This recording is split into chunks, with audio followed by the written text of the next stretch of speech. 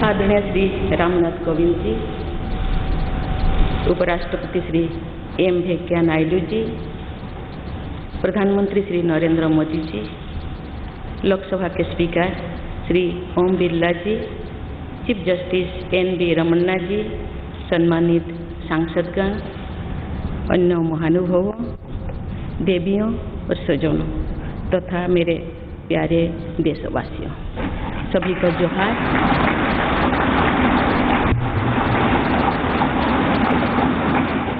भारत के सर्वोच्च संवैधानिक पद पर निर्वाचित करने के लिए मैं सभी सांसदों और सभी विधानसभा सदस्यों का हार्दिक आभार व्यक्त करती हूँ। आपका मत देश के करोड़ों नागरिकों के विश्वास की अभिव्यक्ति है। मैं भारत के समस्त नागरिकों की आशा आकांक्षा और अधिकारों की प्रतीक इस पवित्र संसद से सभी देशवासियों का पूरी विनम्रता से अभिनंदन करता हूँ।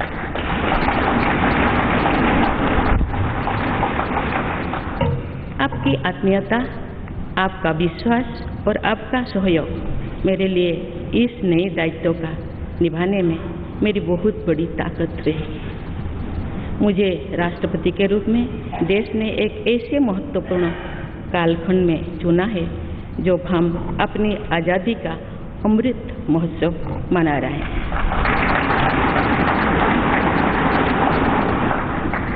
आज से कुछ दिन बाद ही देश अपनी स्वाधीनता के 75 वर्ष पूरी करेगा। ये भी एक संयोग है कि जब देश अपनी आज़ादी के 50वें वर्ष का पर्व मना रहा था, तभी मेरे राजनीतिक जीवन की शुरुआत हुई थी। और आज आज़ादी के 75वें वर्ष में मुझे ये नया दायित्व मिला है। इस ऐतिहासिक समय में जब भारत अगले 25 वर्षों के विजन को हासिल करने के लिए पूरी ऊर्जा से जुटा हुआ है, मुझे ये जिम्मेदारी मिलना मेरा बहुत बड़ा सौभाग्य है। मैं देश की ऐसी पहली राष्ट्रपति भी हूँ जिसका जन्म आज़ाद भारत में हुआ है। हमारे स्वाधीनता सेनानियों ने आज़ाद हिंदुस्तान के हम नागरिकों से जो अपेक्षाएं की थी, उनकी पूर्ति के लिए इस अमृत काल में हमें तेज गति से काम करना होगा। इन 25 वर्षों में अमृतकाल की सिद्धि का रास्ता 2 पटरियों पर आगे बढ़ेगा, सबका प्रयास और सबका कर्तव्य। भारत के उज्जवल भविष्य की नई विकास यात्रा हमें सबके प्रयास से करनी है, कर्तव्य पथ पर चलते हुए करनी ही है। कल यानी 26 जुलाई को कारगिल विजय दिवस भी है। ये दिन भारत की सेनाओं के शौर्य और संयम दोनों का ही प्रतीक है। मैं आज देश की सेनाओं को तथा देश के समस्त नागरिकों को कारगिल विजय दिवस की अग्रिम शुभकामनाएं देती हूँ।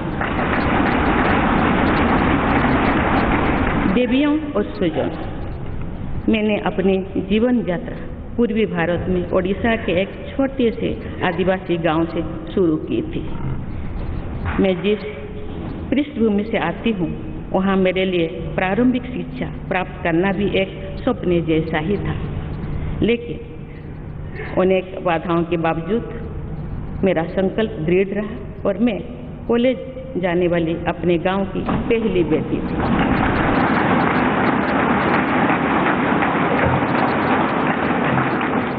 मैं जनजातीय समाज से हूँ और वार्ड काउंसिलर से लेकर भारत की राष्ट्रपति बनने तक का अवसर मुझे मिला है। ये लोकतंत्र की जननी भारतवर्ष की महानता है। ये हमारे लोकतंत्र की ही शक्ति है कि उसमें एक गरीब घर के पैदा होने बेटी दूर सुदूर आदिवासी क्षेत्र में पैदा हुई बेटी भारत के सर्वोच्च संवैधानिक पद तक पहुंच सकती है। राष्ट्रपति के पद पहुंचना मेरी व्यक्तिगत उपलब्धि नहीं है, ये भारत की प्रत्येक गरीब की उपलब्धि है। मेरा निर्वाचन इस बात का सबूत है कि भारत में गरीब सपने भी देख सकता है और उन्हें पूरा भी कर सकता है।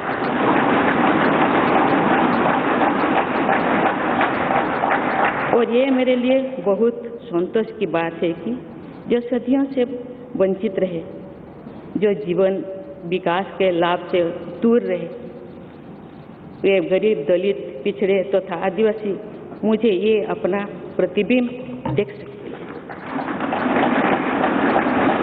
मेरे इस निर्वाचन में देश के गरीब व का आशीर्वाद शामिल है। देश की करोड़ों महिलाओं और बेटियों के सपनों और सामर्थ्य की झलक है। मेरे इस निर्वाचन में पुराने लीक से हटकर नए रास्ते पर चलने वाले भारत के आज के युवाओं का साहस भी शामिल है। ऐसे प्रगतिशील भारत का नेतृत्व करते हुए आज मैं खुद को गौरवान्वित महसूस कर रही हूँ। मैं आज समस्त देशवासियों को, विशेषकर भारत के युवाओं को तथा भारत की महिलाओं को ये विश्वास दिलाती हूँ कि इस पद पर कार्य करते हुए मेरे लिए उनके हित सर्वोपरि होंगे। देवियों और स्वजनों, मेरे सामने भारत के राष्ट्रपति पद की ऐसी महान विरासत है जिसने विश्व में भारतीय लोकतंत्र की प्रतिष्ठा का निरंतर मजबूत किया है। देश के प्रथम राष्ट्रपति डॉक्टर राजेंद्र प्रसाद से लेकर श्री रामनाथ कोविंद जी तक अनेक विभूतियों ने इस पद को सुशोभित किया है। इस पद के साथ साथ देश ने इस महान परंपरा के प्रतिनिधित्व का दायित्व भी मुझे सौंपा है। संविधान के आलोक में मैं पूरी निष्ठा से अपने कर्तव्यों का निर्वहन करूंगी। मेरे लिए भारत के लोकतांत्रिक सांस्कृतिक आदर्श और सभी देशवासी हमेशा मेरे ऊर्जा के स्रोत रहेंगे। देवियों और स्वजनों, हमारे संवैधानिक संग्राम में, स्वाधीनता संग्राम में एक राष्ट्र के तौर पर भारत की नई यात्रा की रूपरेखा तैयार की है। हमारा स्वाधीनता संग्राम उन संघर्षों और बलिदानों की अविरल धारा है जिसने आज़ाद भारत के लिए कितनी ही आदर्शों और संभावनाओं की सिंचा था।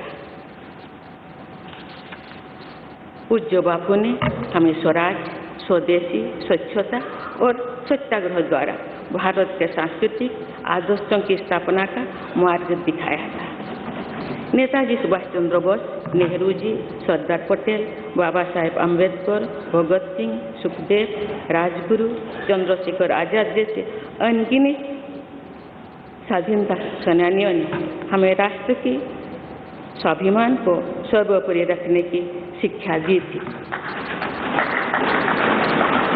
रानी लक्ष्मीबाई, रानी वेलु नाचियार, रानी गाइदिन्लु और रानी चेन्निमा जैसी अनेकों वीरांगनाओं ने राष्ट्र इच्छा और राष्ट्र निर्माण में नारी शक्ति की भूमिका को नई ऊर्जा दी है। संथाल क्रांति, पाइक क्रांति से लेकर कोल क्रांति और भील क्रांति ने स्वतंत्रता संग्राम में आदिवासी योगदान को और सशक्त किया।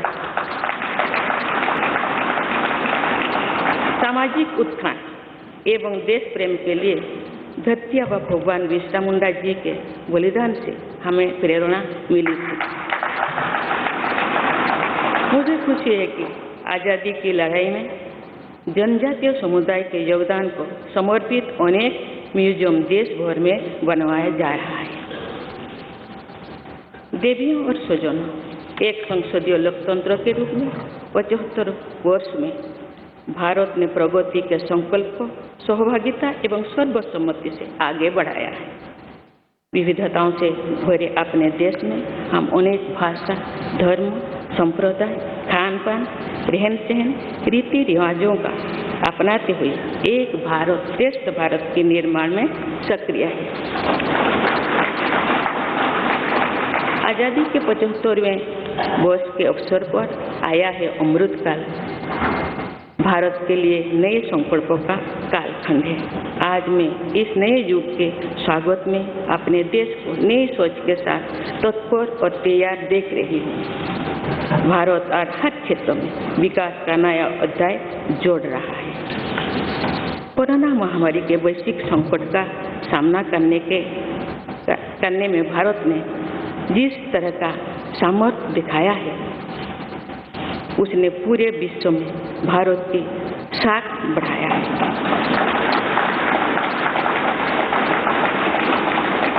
हम हिंदुस्तानियों ने अपने प्रयासों से न सिर्फ इस वैश्विक चुनौती का सामना किया, बल्कि दुनिया के सामने नए मापदंड भी स्थापित किए। कुछ दिन पहले भारत ने कोरोना वैक्सीन की 200 करोड़ डोज लगाने का कीर्तिमान बनाया है। इस पूरी लड़ाई में भारत के लोगों ने जिस संयम, साहस और सहयोग का परिचय दिया, वो एक समाज के रूप में हमारी बढ़ती हुई शक्ति और संवेदनशीलता का प्रतीक है। भारत ने इन मुश्किल हालात में न केवल खुद को संभाला, बल्कि दुनिया की मदद भी की। कोरोना महामारी से बने माहौल में आज दुनिया भारत को नए विश्वास से देख रही है। दुनिया की आर्थिक स्थिरता के लिए, सप्लाई चेन की सुगमता के लिए और वैश्विक शांति के लिए दुनिया को भारत से बहुत उम्मीदें हैं। आगामी महीनों में भारत अपनी अध्यक्षता में G20 ग्रुप की मेजबानी भी करने जा रही है। इसमें दुनिया के 20 बड़े देश भारत की अध्यक्षता में वैश्विक विषयों पर मंथन करेंगे। मुझे विश्वास है भारत में होने वाले इस मंथन से जो निष्कर्ष और नीतियां निर्धारित होंगे, उनसे आने वाले दशकों की दिशा तय होगी। देवियों और स्वजनों, दशकों पहले मुझे रायरंगपुर में श्री अरबिंदो इंटीग्रल स्कूल में शिक्षक के रूप में कार्य करने का अवसर मिला था। कुछ ही दिनों के बाद श्री अरबिंदो जी की 150वीं जन्म जयंती मनाई जाएगी। शिक्षा के बारे में श्री अरबिंदो के विचारों ने मुझे निरंतर प्रेरित किया है। जन प्रतिनिधि के रूप में विभिन्न पदों पर कार्य करते हुए और फिर राज्यपाल के रूप में भी मेरा शिक्षण संस्थानों के साथ सक्रिय जुड़ाव रहा है। मैंने देश के युवाओं के उत्साह और आत्मबल को करीब से देखा है।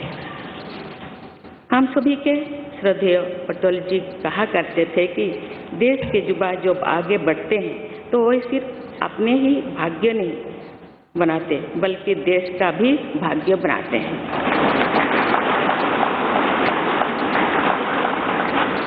आज हम इसे सोच होते देख रहे हैं।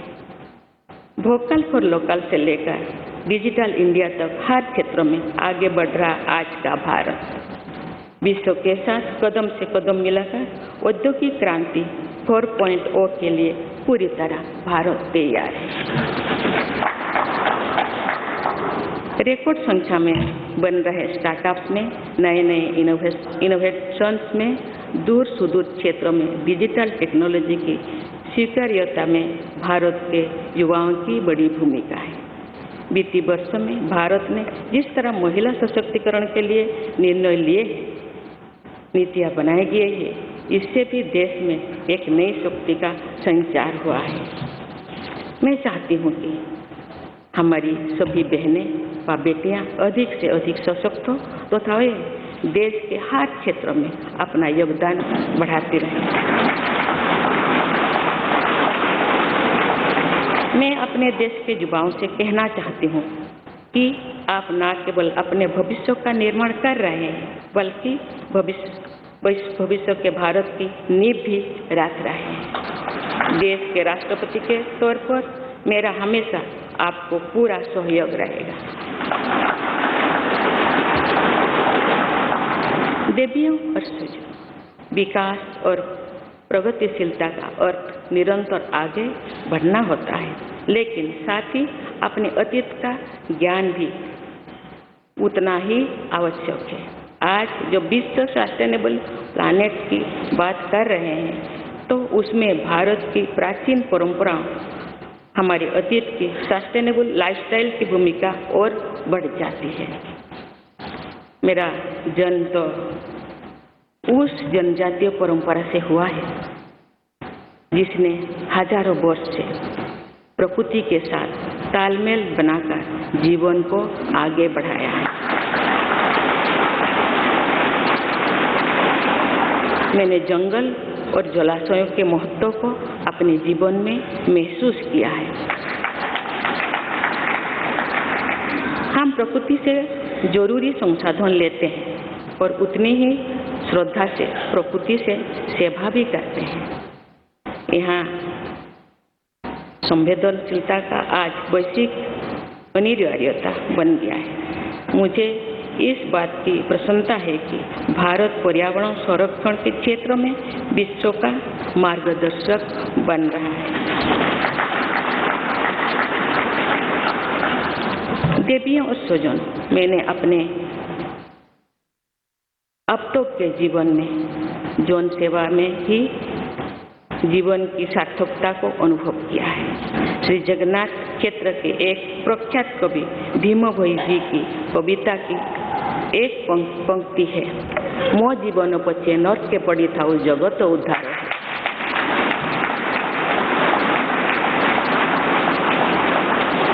अर्थात अपने जीवन के हित और हित से बड़ा जगत कल्याण के लिए कार्य करना होता है।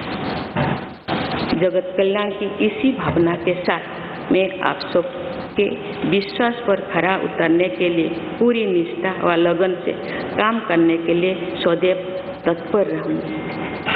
आइए हम सभी एकजुट होकर समर्पित भाव से कर्तव्य पथ पर आगे बढ़े तथा वैभवशाली व आत्मनिर्भर भारत का निर्माण करें।